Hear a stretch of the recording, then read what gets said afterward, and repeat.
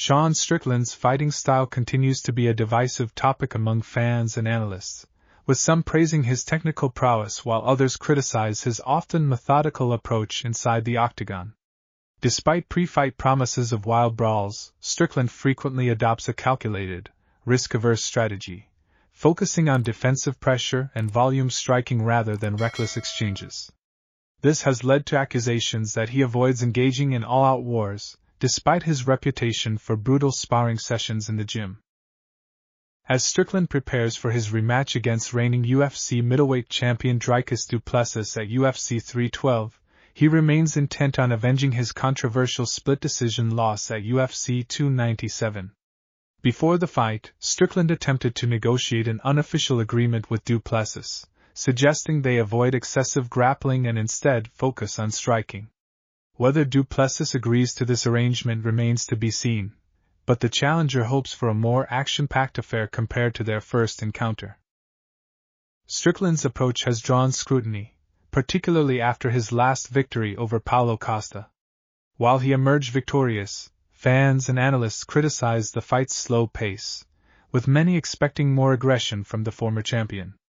However, Strickland sees his style as a necessary adaptation to fighting the highest level of competition, a sentiment he elaborated on in a recent interview with ESPN's Brett Okamoto. The difference is when you're fighting world-class fighters, like we had Johnny Eblen out of Bellator here. You watch me and Johnny fight, it's a chess match, Strickland explained. World-class striking meets world-class striking. You'll watch the pinnacle of any sport, and you're like, why is it different?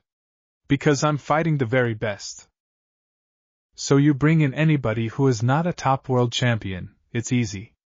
But you bring in an elite-level striker who has trained their entire life for this moment, and it's a chess match, 4-ounce gloves, with a cage, it's harder to see. But there's a reason that every time I lose a decision the guy's face looks like he's been hit by a truck, and all I have is a black eye or a scratch. His measured performance at UFC 293 against Israel Adesanya serves as a prime example of this approach. After nearly finishing Adesanya in the first round, Strickland slowed the pace and remained defensively sound, ultimately securing a dominant unanimous decision victory.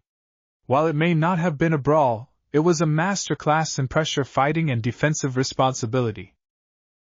With UFC 312 fast approaching, Strickland finds himself at a crossroads.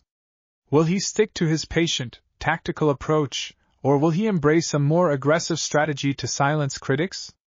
One thing is certain, du Plessis will bring the fight to him, and if Strickland hopes to reclaim UFC gold, he must be ready to match that intensity.